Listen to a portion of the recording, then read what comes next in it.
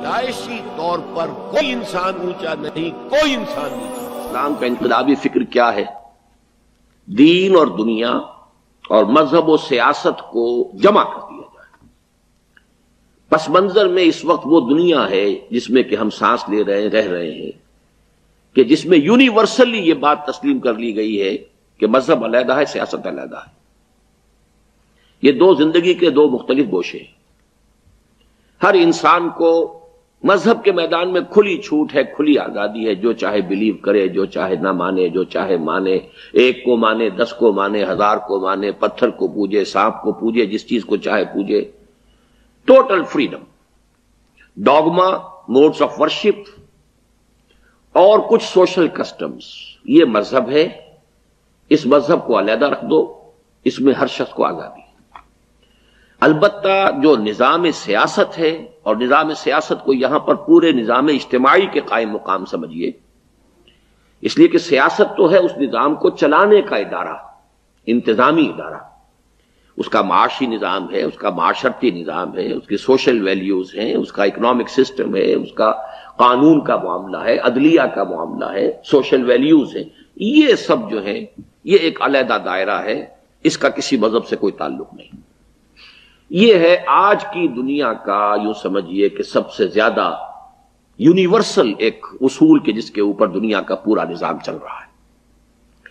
تو اسلام کا انقلابی فکر کیا ہے؟ ان دونوں کو یکجا کیا جائے۔ پہلی بات تو یہ، دین اور دنیا اور مذہب و سیاست کو یکجا کر کے ان کے مجموعے پر اللہ کی حاکمیت کو قائم کر دیا جائے۔ اب اس میں اگلا سوال پیدا ہوا کہ اللہ کی حاکمیت سے مراد کیا ہے؟ اللہ تو ہے تو موجود، ہم بھی مانتے ہیں، سبھی مانتے ہیں، لیکن ظاہر بات ہے کہ ہمارے اور اس کے مابین غیب کا پردہ حائل ہے۔ اس کی حاکمیت کیسے ہوگی؟ تو گویا کہ یہاں اب اس کی وضاحت آ گئی۔ اللہ کی حاکمیت یعنی کتاب اللہ اور سنت رسول کی غیر مشروط اور بلا استثناء بالادستی قائم کرنے۔ یعنی اللہ کی حاکمیت کا مطلب کیا ہے؟ اللہ کی کتاب اور رسول کی سنت صلی اللہ علیہ وسلم، ان دونوں کی غیر مشروط، انکنڈیشنل اور بلا استثناء، without any exemption and without any exception, زندگی کا کوئی گوشہ اس سے مستثنی نہ رہ جائے، بلکہ پوری زندگی پر اللہ کی کتاب اور اللہ کے رسول کی سنت کی بالادستی قائم ہو جائے۔ اس کے لیے جد و جہد کرنے میں تن من دھن کے ساتھ حصہ لیا جائے۔ یہ ہے گویا کہ اسلام کا انقلابی فکر۔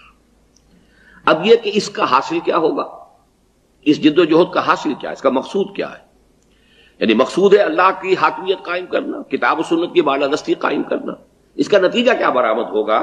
تاکہ دین حق کے غلبے کی صورت میں وہ نظام عدل اجتماعی قائم ہو جائے۔ یعنی جب اللہ کی حاکمیت قائم ہو جائے گی، کتاب و سنت کی بالادستی قائم ہو جائے گی، تو اس کے کیا معنی ہے کہ دین حق، سچا دین، معتدل اور متوازن نظام زندگی ہے جو اللہ نے عطا فرمایا ہے انسان کو دین حق کی شکل میں۔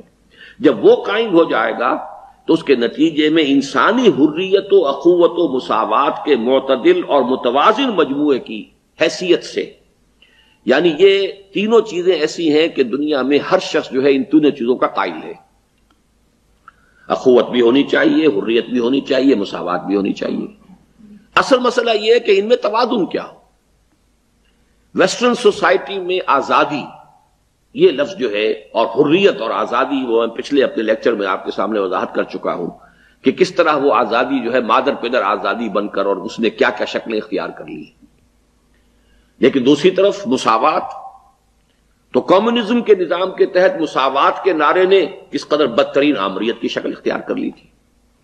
تو یہ جو بیسک جو ویلیوز ہیں، حریت اور مساوات خاص طور پر، یہ تو پوری دنیا کے نزدیک مطلوب چیزیں ہیں۔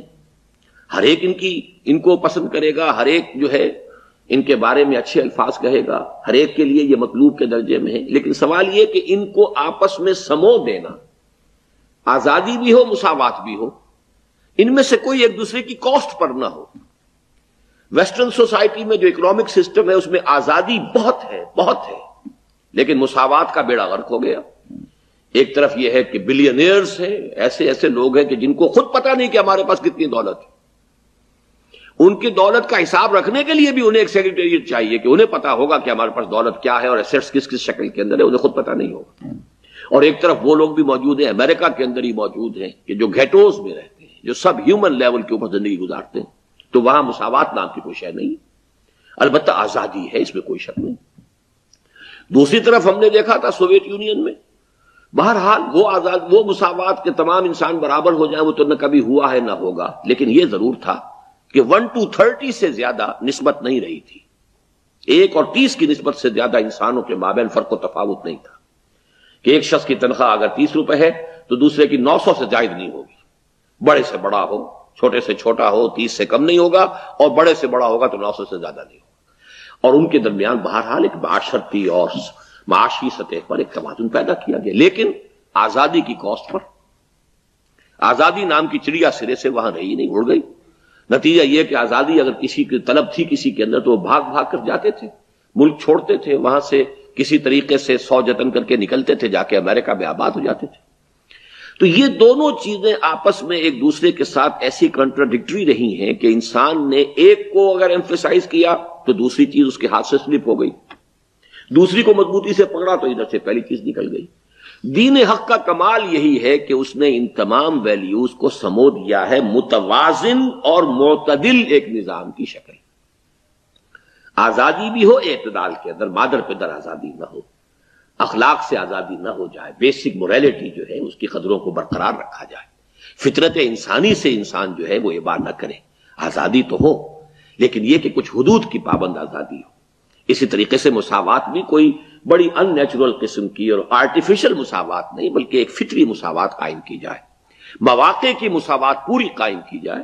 لیکن یہ کہ بالکل سب کو برابر کر دینا، یہ روڈ رولر کی طریقے سے سڑک کو ہموار کر دینا، یہ تو اس کائنات کی تخلیق کا ہی اصول معلوم نہیں ہوتا. یہاں فرق و تفاوت ہے، یا تنوع ہے، یہاں اونچ نیچ ہے، ہر جگہ پر ہمیں اس کے مظہر نظر آتے ہیں.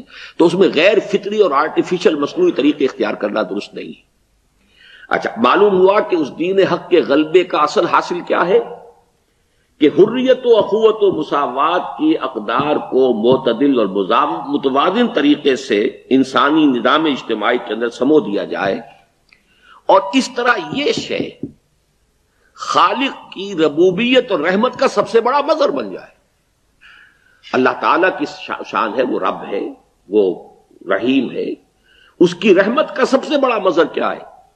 ایک تو یہ کہ انسان کے لیے اخروی فلاح کا جو اس نے بندوبست کیا ہے، یہ دین جو ہے اس کی اخروی فلاح کا ضامن بن کر آیا ہے.